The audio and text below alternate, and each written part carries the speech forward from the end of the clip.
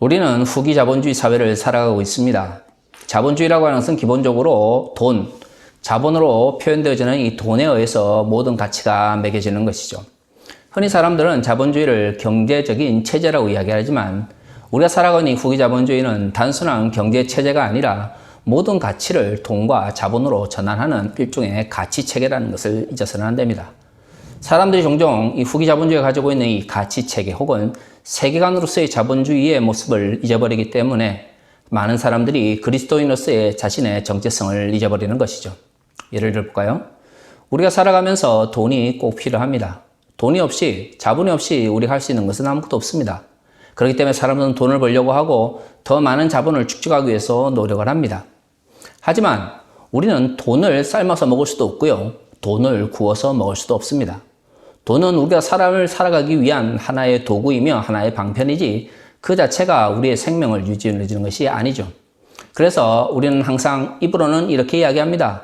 돈은 우리가 좀 더 잘 살아가기 위해서, 아니 우리가 삶을 유지하기 위해서 필요한 하나의 도구이다.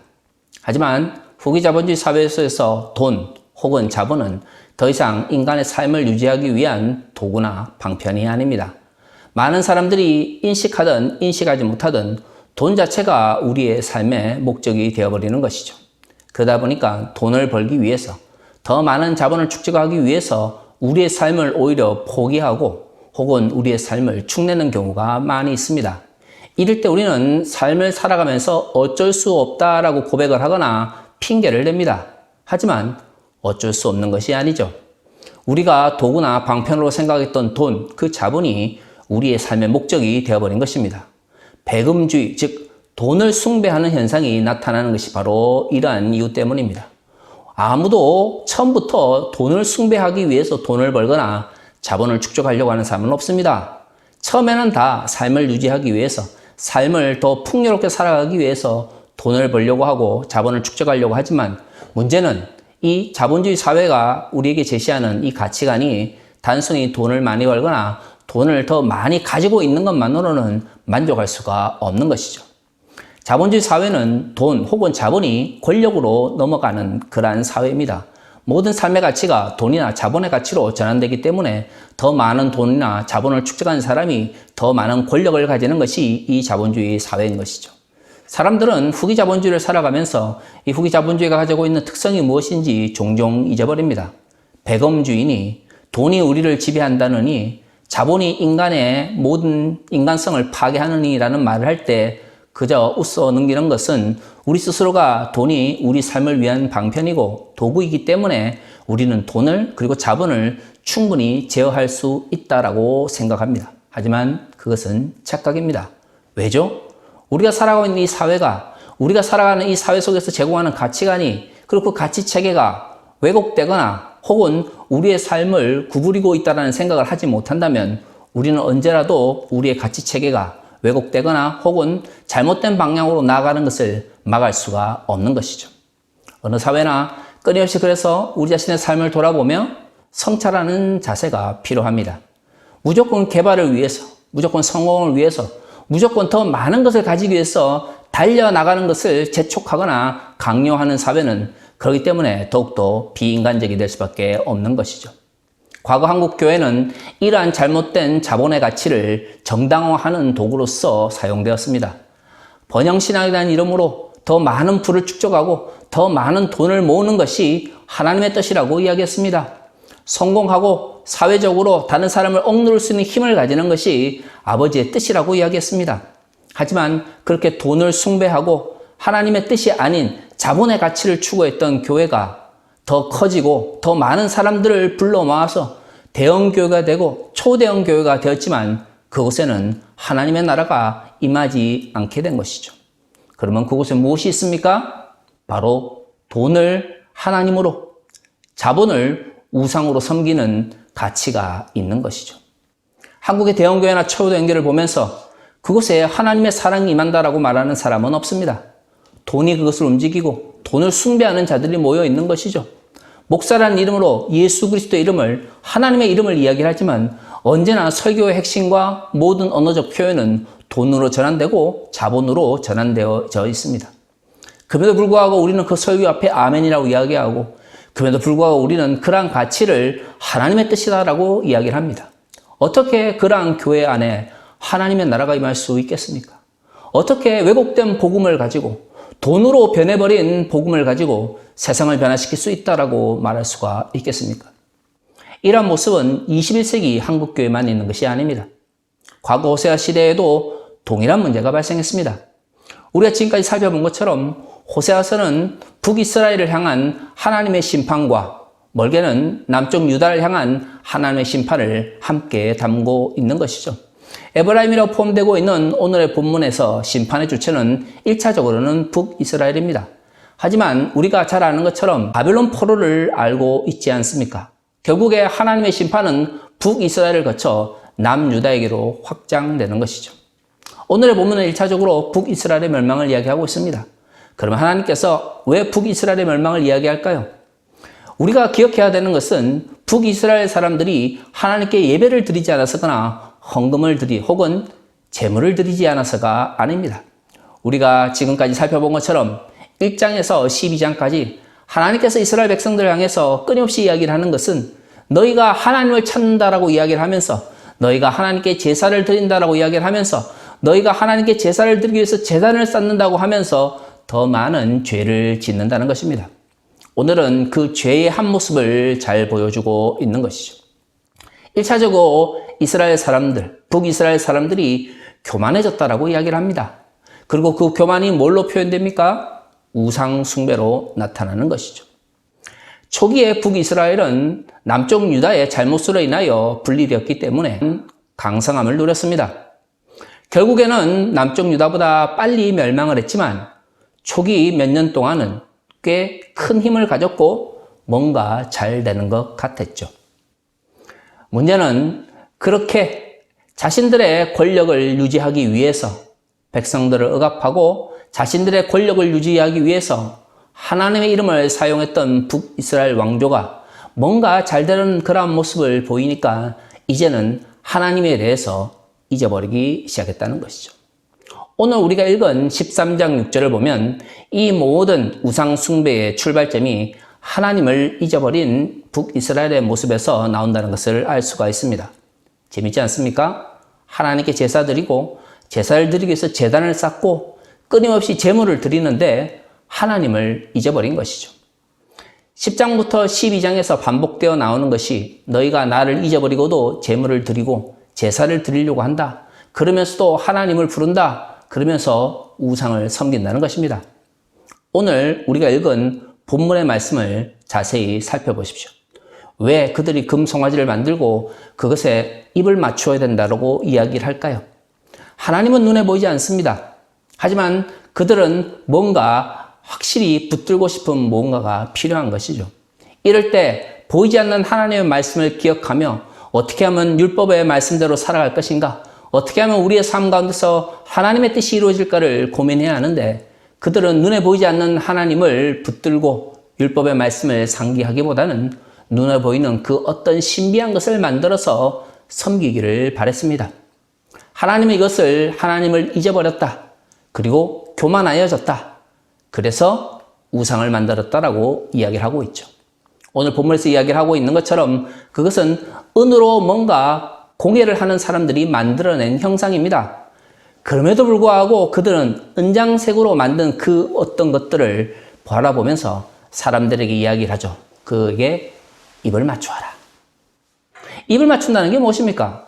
과거 북이스라엘 혹은 고대 근동에서 입을 맞춘다라고 하는 것은 낮은 자가 높은 자에게 존경을 표시하거나 아니면 언약을 맺을 때 나타내는 하나의 모습입니다.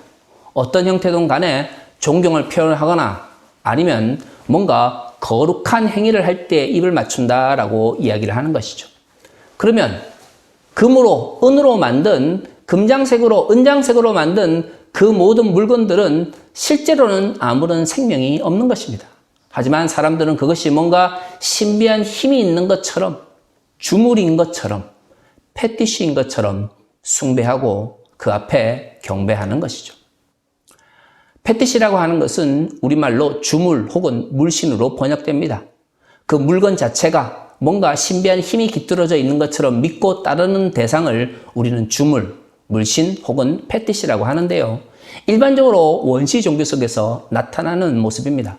사람들이 현실 속에서 뭔가 자신의 힘으로 이룰 수 없는 것이 있을 때 주물, 물신, 패티시를 통해서 그것을 숭배함으로써 자신의 욕망을 이루려고 하는 것이죠. 그래서 우리는 그것을 패티시즘, 주물 숭배 혹은 물신 숭배라고 부릅니다. 한 가지 확실한 것은 이러한 주물 숭배, 물신 숭배, 패티시즘 속에서는 내가 섬기는 신이 어떤 의지를 가지고 있는지가 중요하지 않습니다. 중요한 것은 내가 이루고 싶은 욕망인 것이죠. 대부분 그런 욕망은 복, 화, 흉의 문제와 연결되어 있습니다. 내가 원하는 것을 얻고 내가 피하고 싶은 것을 피하고 싶은데 현실의 힘으로 되지 못하니까 주물을 그리고 패티시즈를 통해서 그것을 얻으려고 하는 것이죠. 그것은 원시 종교의 가장 기반입니다.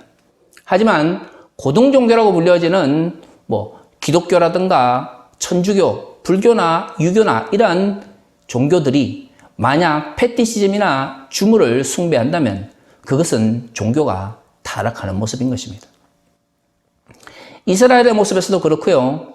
21세기 한국교회에서도 이러한 고등 종교의 타락 현상은 동등되게 나타납니다.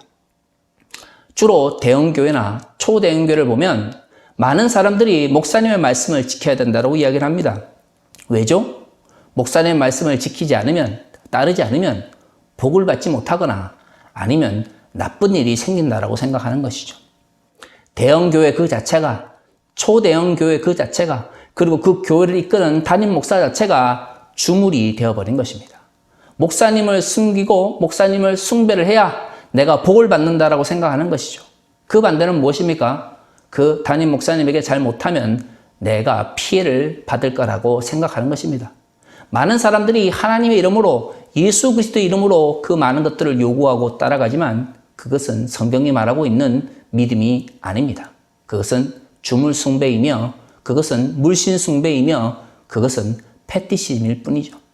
그렇게 대형교회와 초대형교회들이 목사 숭배를 기반으로 해서 성장했습니다. 그럼에도 불구하고 아무런 부끄러움을 느끼지 못하는 것이죠.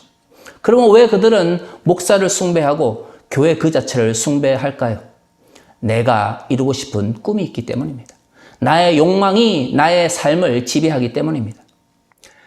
주기도문은 우리에게 이렇게 이야기하고 있습니다. 하늘에 계신 우리 아버지, 아버지께서 하늘에 계시고 하나님의 뜻이 그 하늘에 이루어진 것처럼 이 땅 위에 이루어지기를 원한다라고 이야기를 합니다. 그리고 그 말씀을 하기 전에 하나님의 나라가 이 땅에 임하기를 기도하는 것이죠. 이 세 개는 연결되어 있습니다. 하나님께서 계시는 초월적 공간을 하늘이라고 표현하고요. 그 하늘에 있던 하나님의 나라가 이 땅 위에 이루어지기를, 임하기를 기도합니다. 그러면 하나님의 나라가 이 땅에 임한다는 것은 무엇입니까? 하나님의 뜻이 이루어지는 것이죠. 결국 주기도문은 그리스도인들이 왜 이 땅에 존재해야 되는지를 설명하고 있습니다.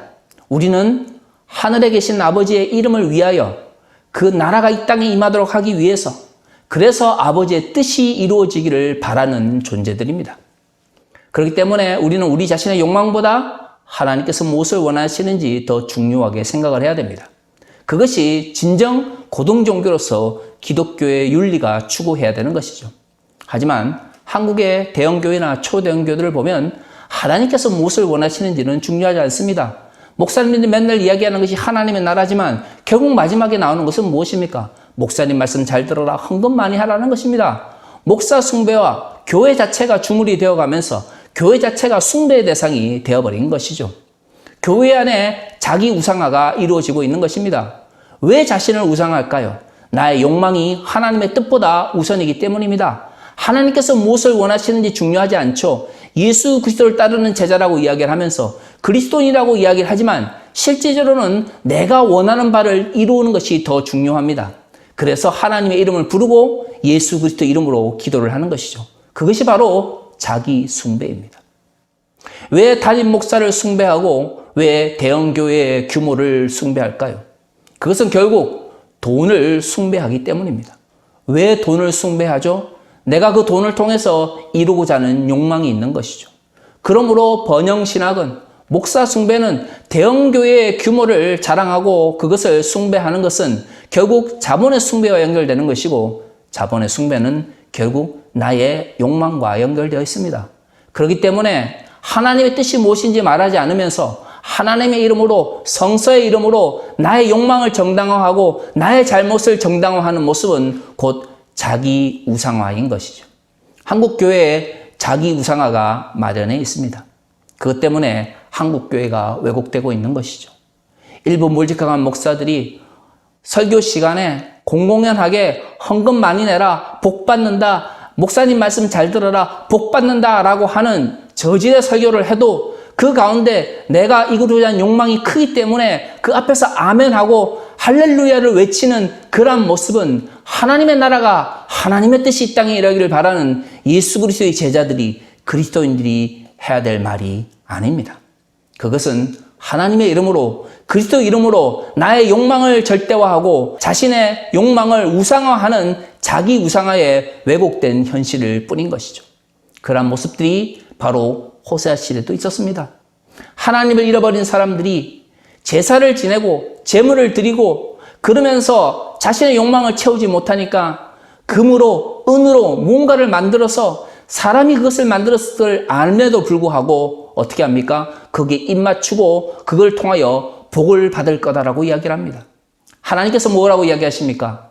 그것은 사라진다는 거죠.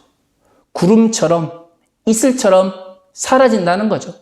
지금 호세아 시대에 북이스라엘이 기억해야 되는 것은 무엇입니까? 이집트에서 그들을 구원한 것은 은장색이나 금장색으로 만든 그 무엇이 아니라 곧 살아계신 하나님, 야훼 하나님, 아브라함과 이삭과 야곱의 하나님이라는 것입니다. 결국 내가 돈을 통하여, 자본을 통하여, 물질을 통하여 나의 욕망을 이루고자 하는 것들을 잊어버리고 진정 나를 자유케 하는 존재가 무엇인지, 나를 자유케 만들어주신 분이 누군지를 기억해야 하는 것이야말로 21세기 그리고 호세아 시대에도 여전히 유효하였던 진정한 신앙인이 살아가는 모습인 것입니다. 사랑하는 하나서구 공동체 성도 여러분, 왜 한국 교회가 더 커지고 많아지고 웅장한 건물과 많은 월급을 받는 목사님들이, 그리고 무슨 약장수처럼 설교를 해야 되는 목사님들이 많아질수록 한국교회가 타락해가고 한국교회가 사회로부터 욕을 먹고 있습니까? 교회가 교회에서의 정체성을 잊어버리기 때문입니다. 교회라고 불리지만 그 안에 자기 우상화가 넘쳐나고, 교회라고 불리지만 거기 담임 목사 숭배가 넘쳐나고, 교회라고 부르지만 그 안에 돈과 자본을 숭배하는 사람들이 모여서 종교 지도자와 추종자들의 관계로서 이루어진 공동체로 교회가 변질되기 때문입니다. 이제 우리는 우리를 진정 자유케 하시는 분이 누구인지를 기억해야 됩니다. 우리가 더 많은 것을 가지고 싶은 욕망이 아니라 그 욕망으로부터 우리를 자유케 하시는 분이 어떤 분인지를 기억해야 됩니다. 진정 자유를 누리고 싶다면 우리를 진정 자유케 하시는 야훼 하나님을 기억해야 됩니다. 우리가 돈을 통해서, 자본을 통해서, 권력을 통해서 나의 욕망을 채우기를 원하고 그것을 통해서 나의 자유를 확보하기를 원하면 원할수록 우리를 진정 자유케 하시는 그 하나님을 잊어버리게 된다는 것을 기억하셨으면 좋겠습니다. 이제라도 교회 안에 자기 우상화를 버리고 하나님의 나라가 이 땅에 임하며 하나님의 뜻이 이 땅에 이루어지기를 간구하며 달려갔으면 좋겠습니다. 사랑이라는 이름으로 혐오와 차별을 정당화할 것이 아니라 진정 우리의 도움을 필요하는 이웃들에게 도움을 줄 수 있는, 그리고 진정 사랑을 실천하기 위하여 치열하게 하루하루를 살아가는 그리스도인들이 우리의 삶 가운데 자주 만나 뵙고 또 찾아볼 수 있기를 바랍니다. 다 같이 기도하겠습니다.